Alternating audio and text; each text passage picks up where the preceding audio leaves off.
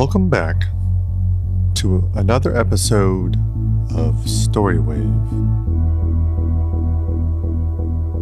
This is The Plutonian Drug by Clark Ashton Smith, published in 1934 in Amazing Stories.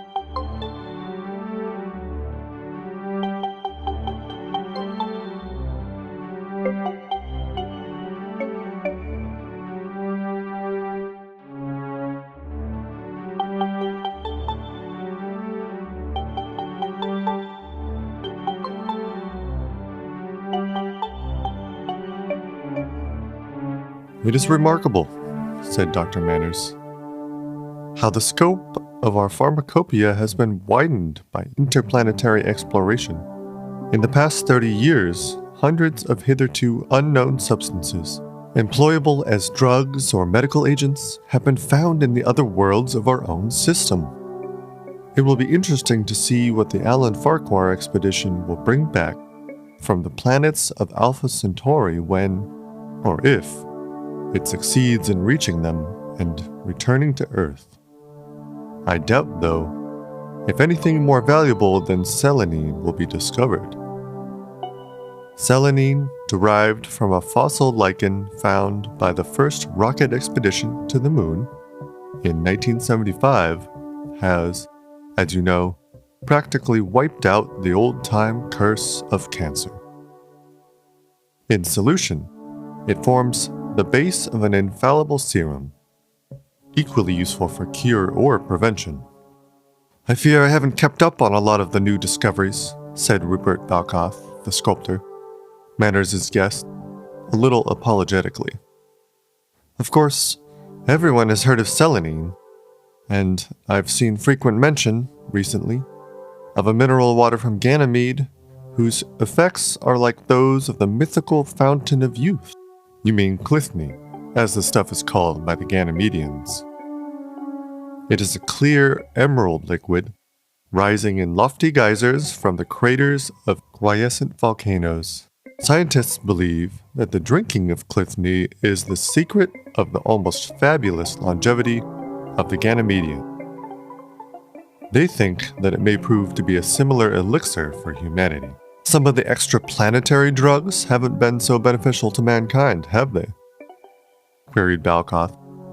"I seem to have heard of a Martian poison that has greatly facilitated the gentle art of murder. And I am told that Nafka, the Venerian narcotic, is far worse in its effects on the human system than is any terrestrial alkaloid." "Naturally," observed the doctor with philosophic calm, "many of these new chemical agents are capable of due abuse. They share that liability with any number of our native drugs. Man, as ever, has the choice of good and evil. I suppose that the Martian poison you speak of is akpaloli, the juice of a common russet yellow weed that grows in the oases of Mars. It is colorless and without taste or odor. It kills almost instantly, leaving no trace and imitating closely the symptoms of heart disease. Undoubtedly, many people have been made away with by means of a surreptitious drop of akpaloli in their food or medicine. But even akpaloli, if used in infinitesimal doses, is a very powerful stimulant, useful in cases of syncope, and serving, not infrequently, to reanimate victims of paralysis in a quite miraculous manner. Of course," he went on, "there's an infinite lot still to be learned about many of these ultra-terrene substances. Their virtues have often been discovered quite by accident. and in some cases, the virtue was still to be discovered. For example, take Nafka, which you mentioned a little while ago. Though allied in a way to the earth narcotics, such as opium and hashish, it is of little use for anesthetic or anodyne purposes. Its chief effects are an extraordinary acceleration of the time sense, and a heightening and telescoping of all sensations, whether pleasurable or painful. The user seems to be living and moving at a furious whirlwind rate, even though he may, in reality, be lying quiescent on a couch. He exists in a headlong torrent of sense impressions and seems, in a few minutes, to undergo the experiences of years. The physical result is lamentable, a profound exhaustion and an actual aging of the tissues, such as would ordinarily require the period of real time which the addict has lived through merely in his own illusion. There are some other drugs, comparatively little known, whose effects, if possible, are even more curious than those of Nafka. I don't suppose you have ever heard of plutonium? No, I haven't, admitted Belkoth. Tell me about it. I can do even better than that. I can show you some of the stuff. Though it isn't much to look at, merely a fine white powder. Dr. Manners rose from the pneumatic cushioned chair in which he sat facing his guest, and went to a large cabinet of synthetic ebony, whose shelves were crowded with flasks, bottles, tubes, and cartons of various sizes and forms. Returning, he handed to Belkoth a squat and tiny vial, 2/3 filled with a starchy substance. Plutonium, explained Manners, as its name would indicate, comes from Forlum, frozen Pluto, which only one terrestrial expedition has so far visited. The expedition led by the Cornell brothers, John and Augustine, which started in 1990 and did not return to Earth till 1996, when nearly everyone had given it up as lost. John, as you may have heard, died during the returning voyage, together with half the personnel of the expedition, and the others reached Earth with only one reserve oxygen tank remaining. This vial contains about 1/10 of the existing supply of plutonium. Augustine Cornell, who was an old school friend of mine, gave it to me 3 years ago, just before he embarked with the Alan Farquhar crowd. I count myself pretty lucky to own anything so rare. The geologists of the party found the stuff when they began prying beneath the solidified gases that covered the surface of that dim, starlit planet, in an effort to learn a little about its composition and history. They couldn't do much under the circumstances, with limited time and equipment, but they made some curious discoveries, of which plutonium was far from being the least. Like selenine, the stuff is a byproduct of vegetable fossilization. Doubtless, it is many billion years old and dates back to the time when Pluto possessed enough internal heat to make possible the development of certain rudimentary plant forms on its blind surface. It must have had an atmosphere then, though no evidence of former animal life was found by the Cornells. Plutonium, in addition to carbon, hydrogen, nitrogen, and oxygen, contains minute quantities of several unclassified elements. It was discovered in a crystalloid condition, but turned immediately to the fine powder that you see as soon as it was exposed to air in the rocket ship. It is readily soluble in water, forming a permanent colloid without the least sign of deposit, no matter how long it remains in suspension. You say that it is a drug? Queried Belkoth. What does it do to you? I'll come to that in a minute, though the effect is pretty hard to describe. The properties of the stuff were discovered by chance on the return journey from Pluto. A member of the expedition, half delirious with space fever, got a hold of an unmarked jar containing it and took a small dose, imagining that it was bromide of potassium.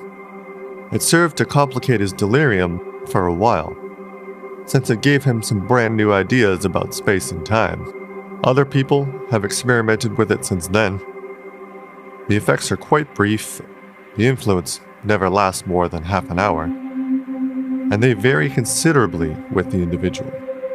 There is no bad aftermath, either neural, mental, or physical, as far as anyone has been able to determine. I've taken it myself once or twice, and can testify to that.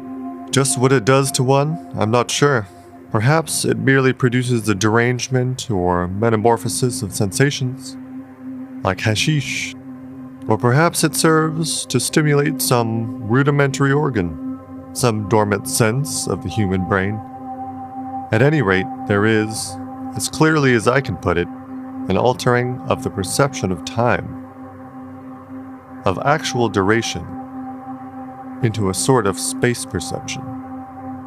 One sees the past, and also the future, in relation to one's own physical self, like a landscape stretching away on either hand.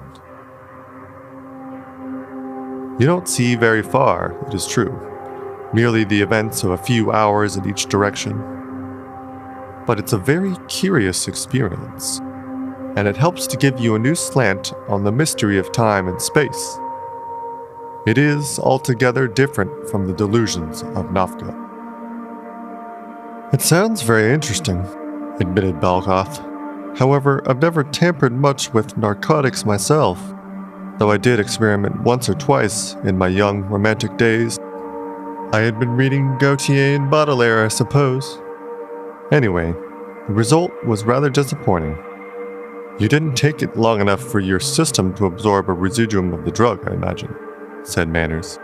Thus, the effects were negligible, from a visionary standpoint. But plutonium is altogether different. You get the maximum result from the very first dose. I think it would interest you greatly, Balgoth, since you are a sculptor by profession. You would see some unusual plastic images, not easy to render in terms of Euclidean planes and angles. I'd gladly give you a pinch of it now, if you care to experiment. You're pretty generous, aren't you, since that stuff is so rare? I'm not being generous at all. For years, I've planned to write a monograph on the ultra-terrestrial narcotics, and you might give me some valuable data. With your type of brain, and your highly developed artistic sense, the visions of plutonium should be uncommonly clear and significant. All I ask is that you describe them to me as fully as you can afterwards. Very well, agreed Balgoth. I'll try anything once. His curiosity was unveiled, his imagination seduced, by Manners' account of the remarkable drug. Manners brought out an antique whiskey glass, which he filled nearly to the rim with some golden red liquid. Uncorking the vial of plutonium, he added to this fluid a small pinch of the fine white powder, which dissolved immediately and without effervescence. The liquid is wine made from a sweet Martian tuber known as Avra, he explained. It is light and harmless and will counteract the bitter taste of the plutonium. Drink it quickly and then lean back in your chair. Balgoth hesitated, eyeing the golden red fluid. Are you quite sure the effects will wear off as promptly as you say? He questioned. It's 9:15 now, and I'll have to leave about 10 to keep an appointment with one of my patrons at the Belvedere Club. It's the billionaire, Claude Wishhaven, who wants me to do a bas-relief in pseudo-jade and neo-jasper for the hall of his country mansion. He wants something really advanced and futuristic. We're to talk it over tonight, decide on the motifs, etc. That gives you 45 minutes, assured the doctor. And in 30, at the most, your brain and senses will be perfectly normal again. I've never known it to fail. You'll have 15 minutes to spare, in which to tell me all about your sensations." Malkoth emptied the little antique glass at a gulp and leaned back, as Manners had directed, on the deep pneumatic cushions of the chair. He seemed to be falling easily but endlessly into a mist that had gathered in the room with unexplainable rapidity. And through this mist, he was dimly aware that Manners had taken the empty glass from his relaxing fingers. He saw the face of Manners far above him, small and blurred, as if in some tremendous perspective of alpine distance. And the doctor's simple action seemed to be occurring in another world.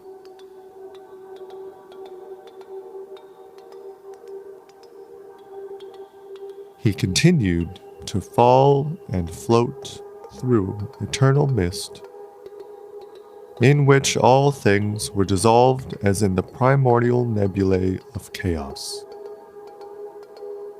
After a timeless interval, the mist, which had been uniformly gray and hueless at first, took on a flowing iridescence, never the same for 2 successive moments, and the sense of gently falling turned into a giddy revolution, as if he were caught in an ever-accelerating vortex. Coincidentally, with his movement in this whirlpool of prismatic splendor, he seemed to undergo an indescribable mutation of the senses. The whirling colors, by subtle, ceaseless gradation, became recognizable as solid forms. Emerging, as if by an act of creation, from the infinite chaos, they appeared to take their place in an equally infinite vista. The feeling of movement through decrescent spirals was resolved into absolute immobility. Malkoth was no longer conscious of himself as a living, organic body. He was an abstract I, a discorporate center of visual awareness, stationed alone in space, and yet having an intimate relationship with the frozen prospect on which he peered from his ineffable vantage. Without surprise, he found that he was gazing simultaneously in 2 directions. On either hand, for a vast distance that was wholly void of normal perspective, a weird and peculiar landscape stretched away, traversed by an unbroken frieze or bas-relief of human figures that ran like a straight, undeviating wall. For a while, the frieze was incomprehensible to Malkoth. He could make nothing of its glacial, flowing outlines with their background of repeated masses and complicated angles, and sections of other human friezes that approached or departed, often in a very abrupt manner, from an unseen world beyond. Then the vision seemed to resolve and clarify itself, and he began to understand. The bas-relief he saw was composed entirely of a repetition of his own figure, plainly distinct as the separate waves of a stream, and possessing a stream-like unity. Immediately before him, and for some distance on either hand, the figure was seated in a chair, the chair itself being subject to the same billowy repetition. The background was composed of the reduplicated figure of Dr. Manners in another chair, and behind this, the manifold images of a medicine cabinet and a section of wall paneling. Following the vista on what, for lack of any better name, might be termed the left hand, Malkoth saw himself in the act of draining the antique glass. with Manners standing before him. Then, still further, he saw himself previous to this with a background in which Manners was presenting him with the glass, was preparing the dose of plutonium, was going to his cabinet for the vial, was rising from his pneumatic chair. Every movement, every attitude of the doctor and himself during their past conversation was visioned in a sort of reverse order, reaching away, unalterable as a wall of stone sculpture, into the weird, eternal landscape. There was no break in the continuity of his own figure. But Manners seemed to disappear at times, as if into a fourth dimension. These times, he remembered later, were the occasions when the doctor had not been in his line of vision. The perception was wholly visual, and though Balkoth saw his own lips and those of Manners parted in movements of speech, he could hear no word or other sound. Perhaps the most singular feature of the vision was the utter absence of foreshortening. Though Balkoth seemed to behold it all from a fixed, immovable point, the landscape and the intersecting frieze presented themselves to him without diminution, maintaining a frontal fullness and distinctness to a distance that might have been many miles. Continuing along the left-hand vista, he saw himself entering Manners' apartments, and then encountered his image standing in the elevator that had borne him to the 9th floor of the 100-story hotel in which Manners lived. Then the frieze appeared to have an open street for background, with a confused, ever-changing multitude of other faces and forms, of vehicles and sections of buildings, all jumbled together as in some old-time futuristic painting.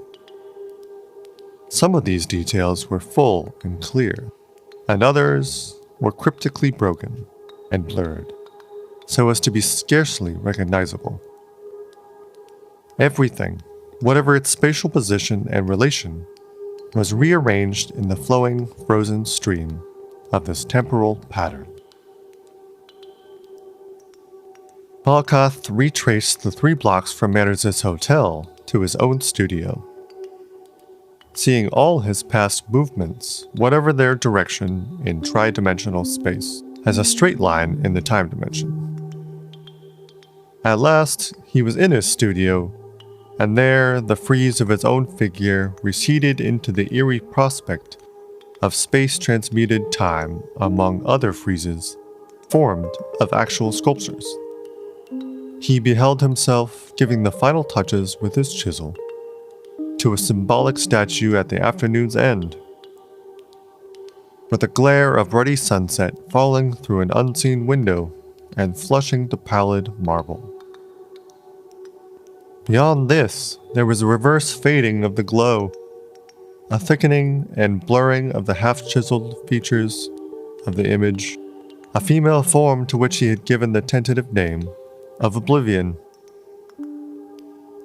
At length, among half-seen statuary, the left-hand vista became indistinct and melted slowly in amorphous mist.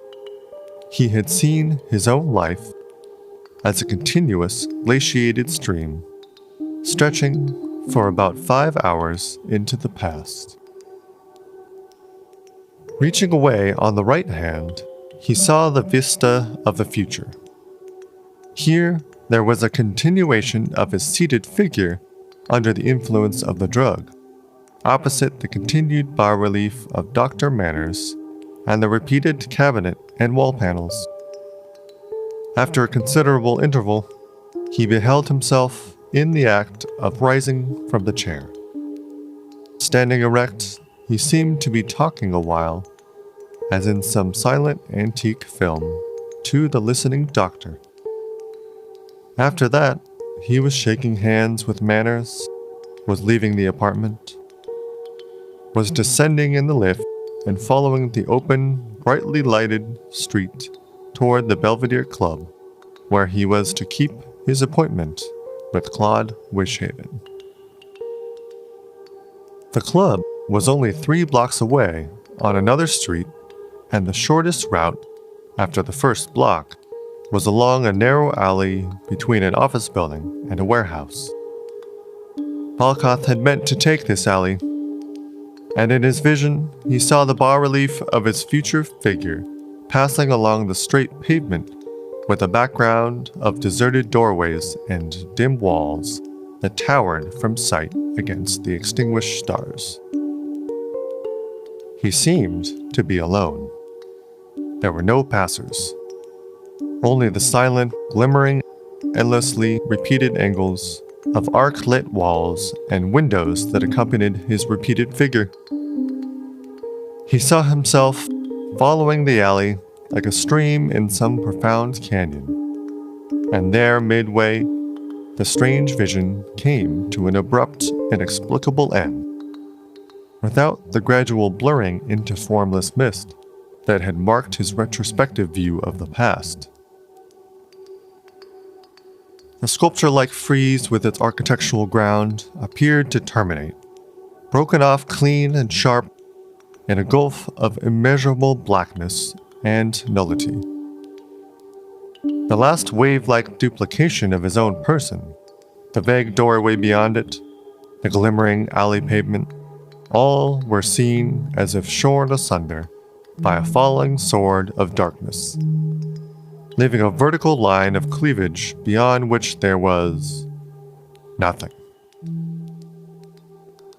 Balkoth had a feeling of utter detachment from himself, an alignment from the stream of time, from the shores of space, in some abstract dimension.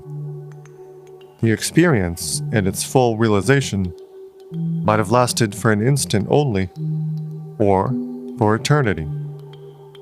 Without wonder, without curiosity or reflection, like a fourth-dimensional eye, he viewed simultaneously the unequal cross-sections of his own past and future. After that timeless interval of complete perception, there began a reverse process of change. He, the all-seeing eye, aloof in superspace, was aware of movement, as if he were drawn back by some subtle thread of magnetism into the dungeon of time and space from which he had momentarily departed. He seemed to be following the frieze of his own seated body toward the right, with a dimly felt rhythm or pulsation in his movement that corresponded to the merging duplications of the figure. With curious clearness, he realized that the time unit by which these duplications were determined was the beating of his own heart. Now, with the accelerative swiftness, the vision of petrific form and space was redissolving to a spiral swirl of multitudinous colors, through which he was drawn upward. Presently, he came to himself, seated in the pneumatic chair, with Dr. Manners opposite. The room seemed to waver a little, as if with some lingering touch of the weird transmutation, and webs of spinning iris hung in the corners of his eyes. Apart from this, the effect of the drug had wholly vanished, leaving, however, singularly clear and vivid memory of the almost ineffable experience. Dr. Manners began to question him at once, and Balkoth described his visionary sensations as fully and graphically as he could. "There's one thing I don't understand," said Manners at the end with a puzzled frown. "According to your account,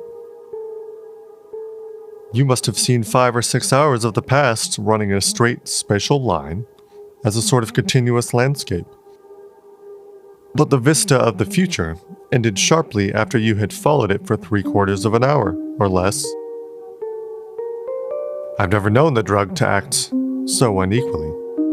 The past and future perspectives have always been about the same in their extent for others who have used plutonium."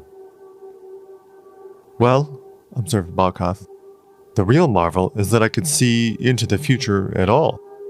In a way, I can understand the vision of the past. It was clearly composed of physical memories of all my recent movements, and the background was formed of all the impressions my optic nerves had received during that time. But how could I behold something that hasn't yet happened? There's the mystery, of course, assented Manners. I can think of only one explanation at all intelligible to our finite minds. This is that all the events which compose the stream of time have already happened, are happening, and will continue to happen forever.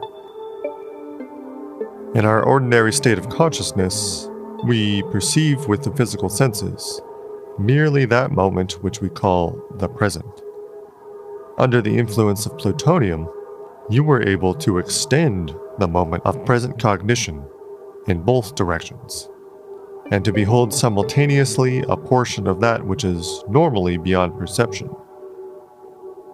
Thus appeared the vision of yourself as a continuous, immobile body extending through the time vista. Balkath, who had been standing, now took his leave. "I must be going," he said, "or I'll be late for my appointment." "I won't detain you any longer," said Manners.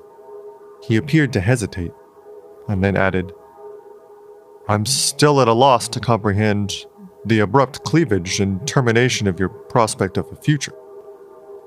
The alley in which it seemed to end was Falman Alley, I suppose, your shortest route to the Belvedere Club. If I were you, Balgoth, I'd take another route, even if it requires a few minutes extra." "That sounds rather sinister," laughed Balgoth. "Do you think that something may happen to me in Falman Alley?" "I hope not, but I can't guarantee that it won't." Manners' tone was oddly dry and severe. "You better do as I suggest." Balgoth felt the touch of a momentary shadow as he left the hotel. A premonition brief and light as the passing of some nightbird on noiseless wings. What could it mean? That gulf of infinite blackness into which the weird frieze of his feature had appeared to plunge, like a frozen cataract. Was there a menace of some sort that awaited him in a particular place at a particular moment? He had a curious feeling of repetition, of doing something that he had done before, as he followed the street. Reaching the entrance of Falman Alley, he took out his watch. By walking briskly and following the alley, he would reach the Belvedere Club punctually. But if he went on around the next block, he would be a little late. Balgoth knew that his prospective patron, Claude Wishaven, was almost a martinet in demanding punctuality from himself and from others. So, he took the alley. The place appeared to be entirely deserted, as in his vision. Midway, Balgoth approached the half-seen door, a rear entrance of the huge warehouse, which had formed the termination of the time prospect. The door was his last visual impression, for something descended on his head at that moment, and his consciousness was blotted out by the supervening night he had previsioned. He had been sandbagged, very quietly and efficiently, by a 21st century thug. The blow was fatal, and time, as far as Balgoth was concerned, had come to an end.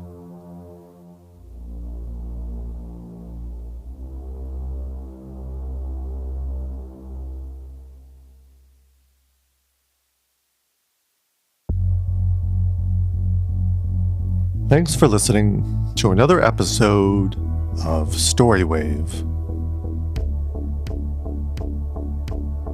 Until next week, try to pay attention to your gut instincts. They almost always help.